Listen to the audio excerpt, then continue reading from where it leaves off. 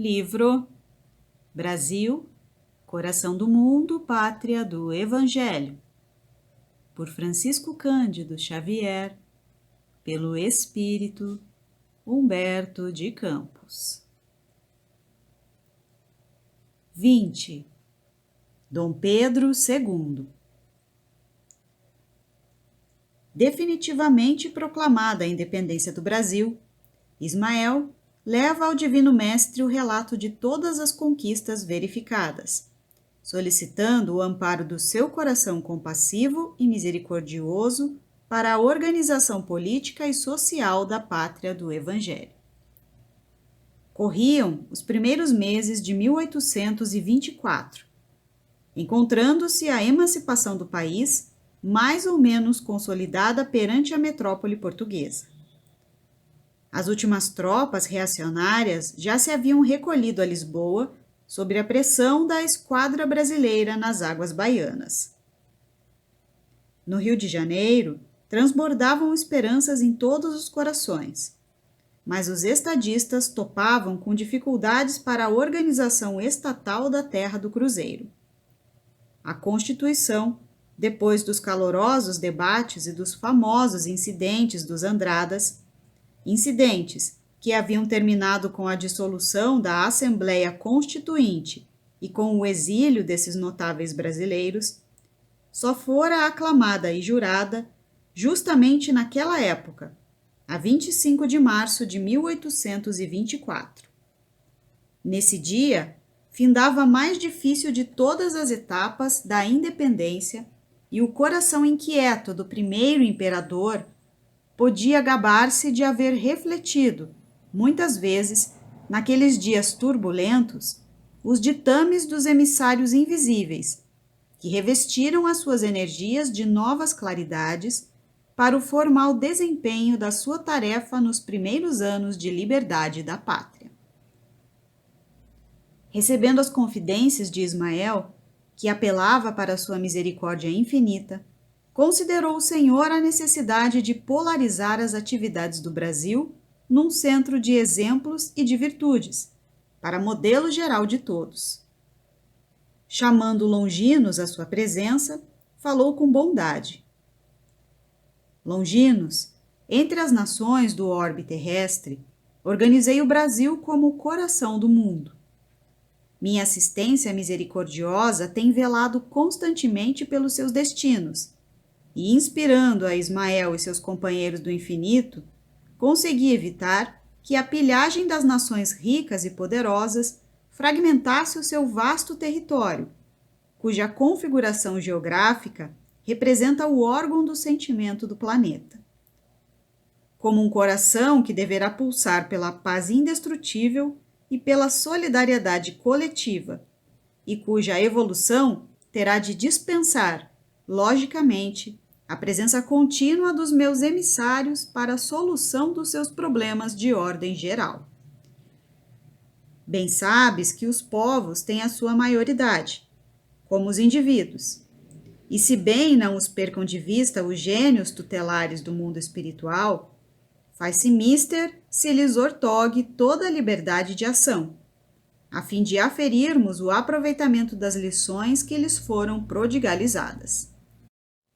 Sente-se o teu coração com a necessária fortaleza para cumprir uma grande missão na pátria do Evangelho? Senhor, respondeu Longinos, num misto de expectativa angustiosa e de refletida esperança.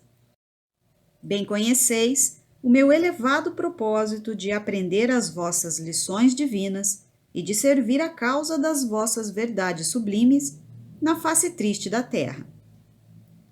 Muitas existências de dor tenho voluntariamente experimentado para gravar no íntimo do meu espírito a compreensão do vosso infinito amor, que não pude entender ao pé da cruz dos vossos martírios no Calvário, em razão dos espinhos da vaidade e da impenitência que sufocavam, naquele tempo, a minha alma.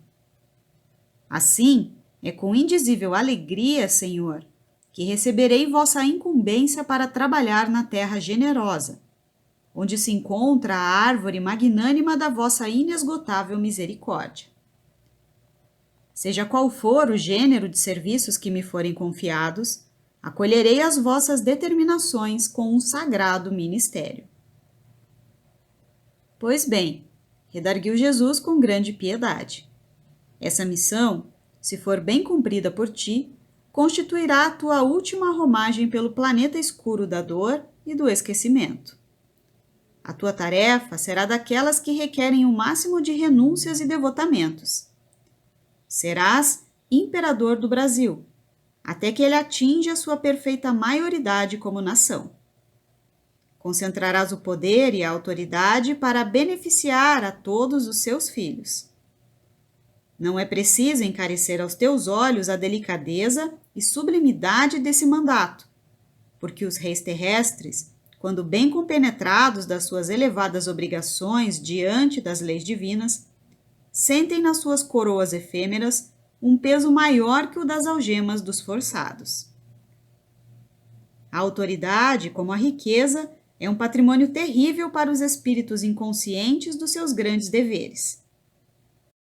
Dos teus esforços se exigirá mais de meio século de lutas e dedicações permanentes. Inspirarei as tuas atividades, mas considera sempre a responsabilidade que permanecerá nas tuas mãos. Ampara os fracos e os desvalidos. Corrige as leis despóticas e inaugura um novo período de progresso moral para o povo das terras do Cruzeiro.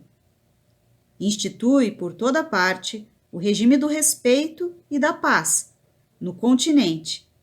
E lembra-te da prudência e da fraternidade que deverá manter o país nas suas relações com as nacionalidades vizinhas.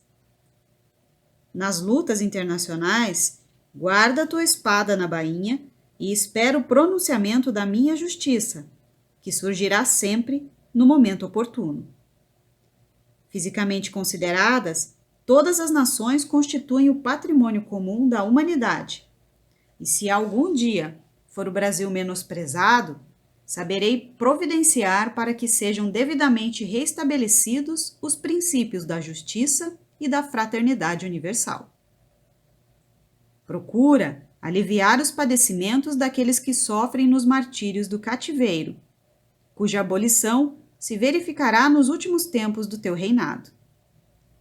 Tuas lides terminarão ao fim deste século, e não deves esperar a gratidão dos teus contemporâneos. Ao fim delas, serás alijado da tua posição por aqueles mesmos a quem proporcionares os elementos de cultura e liberdade. As mãos aduladoras, que buscarem a proteção das tuas, voltarão aos teus palácios transitórios para assinar o decreto da tua expulsão do solo abençoado, onde semearás o respeito e a honra, o amor e o dever, com as lágrimas redentoras dos teus sacrifícios. Contudo, amparar-te-ei o coração nos angustiosos transes do teu último resgate, no planeta das sombras. Nos dias da amargura final, minha luz descerá sobre os teus cabelos brancos, santificando a tua morte. Conserva tuas esperanças na minha misericórdia, porque se observares as minhas recomendações, não cairá uma gota de sangue no instante amargo em que experimentares o teu coração, igualmente trespassado pelo gládio da ingratidão. A posteridade, porém, saberá descobrir as marcas dos teus passos na terra, para se firmar no roteiro da paz e da missão evangélica no Brasil. Longinos recebeu com humildade a designação de Jesus, implorando o socorro de suas inspirações divinas para a grande tarefa do trono. Ele nascia no ramo enfermo da família dos Braganças, mas todas as enfermidades têm na alma as suas raízes profundas. Se muitas vezes parece permanecer a herança psicológica, é que o sagrado instituto da família, dentro da lei das afinidades, frequentemente se perpetua no infinito do tempo. Os antepassados e seus descendentes, espiritualmente considerados, são às vezes as mesmas figuras sobre nomes vários, na árvore genealógica, obedecendo aos sábios dispositivos da lei de reencarnação. Foi assim que Longinos preparou sua volta à Terra, depois de outras existências tecidas de abnegações edificantes em favor da humanidade. E no dia 2 de dezembro de 1825, no Rio de Janeiro, nascia de Dona Leopoldina, a virtuosa esposa de Dom Pedro, aquele que seria, no Brasil, o grande imperador e que, na expressão dos seus próprios adversários, seria o maior de todos os republicanos de sua pátria. Nota: Dom Pedro II, segundo e último imperador do Brasil.